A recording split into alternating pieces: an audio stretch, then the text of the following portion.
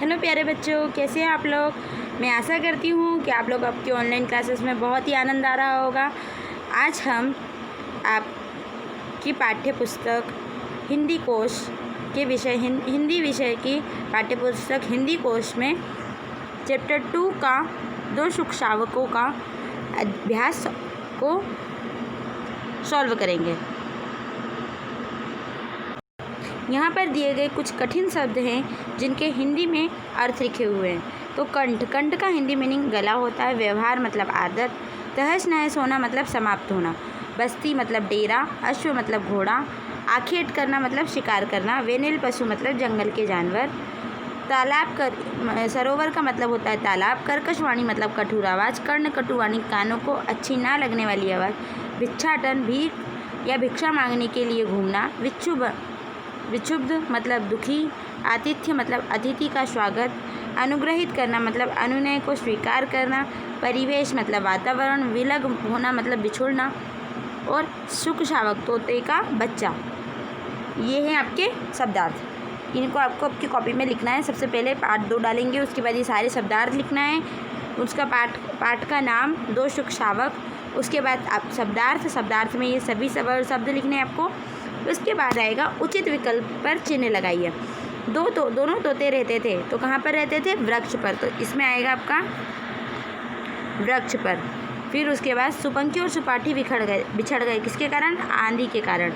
राजा अश्व पर सवार होकर क्या करने निकला? आखेट जाने के लिए निकला, आखेट करने के लिए। राजा की जिज्ञासा दूर किया किसने? सुपाठी ने किया। आश्रम में राजा का स्वागत किया किसने? सुपाठी ने स्वागत किया था आज राजा का।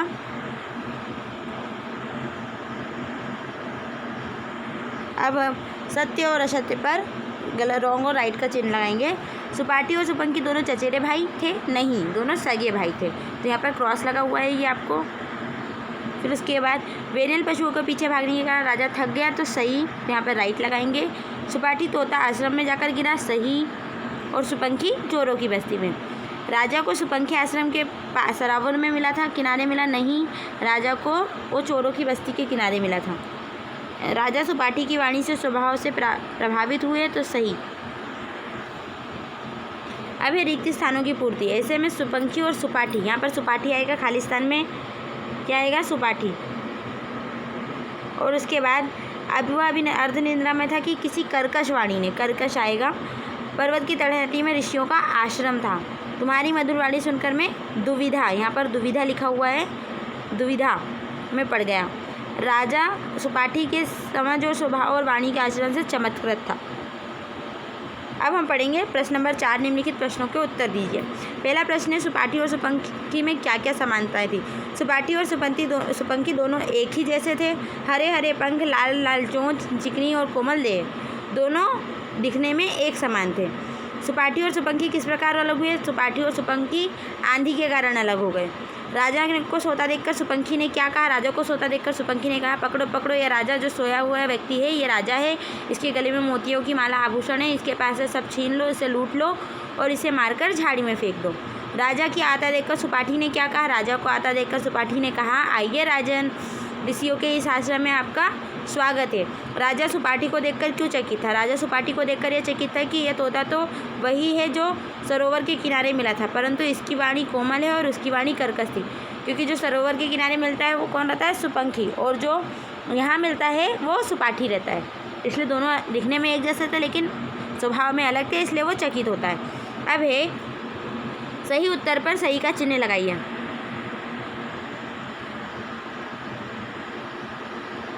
तो आसमान शब्द का पद का पर्यायवाची नहीं है, तो गंगा। गगन और आकाश क्या है? आसमान के पर्यायवाची हैं, गंगा नहीं है। एक दिन आसमान में काले काले बादल घिराए, तो ये क्या विशेषण है? बादल की विशेषता बता रहा है ना, ये काले काले बादल थे ना, तो इसलिए विशेषण है। कर्ण कटु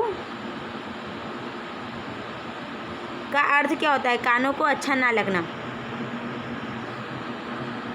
तो यहाँ पर आएगा कानों को सुनने में बुरा लगने वाला। ठीक है। रात पद का लिंग है। रात को क्या बोलते हैं? हम ऐसा बोलते हैं ना, रात आएगी या फिर रात हो गई, तो ठीक है, तो स्त्रीलिंग है ये। पशु और पक्षी में कौन सा योजन चिन्ह है? तो योजक चिन्ह है, दोनों को जोड़ रहा है पशु पक्षी तो योजक चिन्ह है। बड़ी तेज आंधी आई तो इसका अशुद्ध वाक्य क्या होगा? अशुद्ध वाक्य होगा इसका काफ़ी तेज आंधी आई। महान तेज आंधी आई, अशुद्ध वाक्य पूछा है तो महान तेज आंधी आई, इसमें आएगा महान तेज आंधी आई। ठीक है, ये 3rd नंबर का इसका अशुद्ध वाक्य होगा। काफ़ी तेज आंधी आई भी हम कह सकते हैं और बहुत तेज आंधी आई भी हम कह सकते हैं, लेकिन महान तेज आंधी आई हम नहीं कह सकते।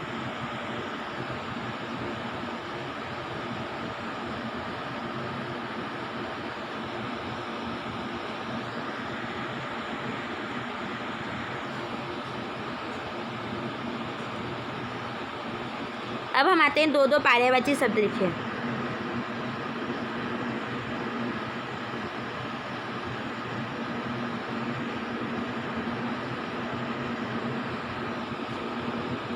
अब 2 पर्यायवाची, तोता के पर्यायवाची होते हैं सुक और सुग्गा।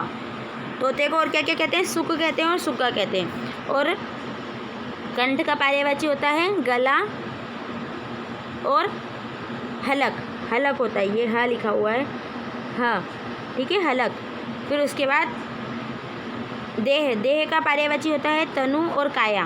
तनु और काया। पंख का कलगी और घूगर। बादल का मेघ और जलद। अश्व का घोड़ा और रविपुत्र। क्या कहते हैं इसको? रविपुत्र और घोड़ा। अब निम्नलिखित शब्दों के विलोम शब्द लिखिए। तो तोता का विलोम शब्द होता है तोती, बच्चा का बच्ची, पंख का पर और घोड़ा का घोड़ी, भाई का बहन और राजा का रानी। अब वही जो अब वचन में परिवर्तन करना है, मतलब ये एक वचन लिखा हुआ है तो हमको बहुवचन बताने हैं। तो तोता का तोते, एक तोता होता है, बहुत सारे तोते होते हैं, है ना। बच्चा का बच्चे, है ना, बच्चा का क्या? बच्चे। ध्वनि का ध्वनियाँ, बोली का बोलियाँ और बिजली का बिजलियाँ और दाना का दाने। बिजलियाँ लिखा हुआ है, ये क्या लिखा हुआ है?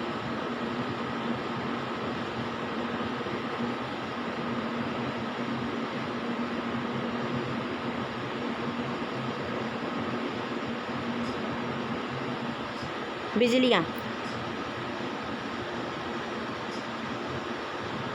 इस तरह बिजलियाँ लिखा हुआ था यहाँ पर, और ध्वनियाँ, दाने, ये सभी हो गया। अब पार्ट 2 आपका कंप्लीट हो चुका है। नेक्स्ट वीडियो में हम स्टार्ट करेंगे part 3। Wait for next video. Bye bye student. घर में रहें, सुरक्षित रहें और अपने से सभी का अपना होमवर्क टाइम पर कंप्लीट करें, अपनी फेयर कॉपी को बनाएं। होमवर्क में आपको चैप्टर 1 के प्रश्न उत्तरों को याद करना है और उनको लिखना है। ठीक है, bye bye students. Wait for next video.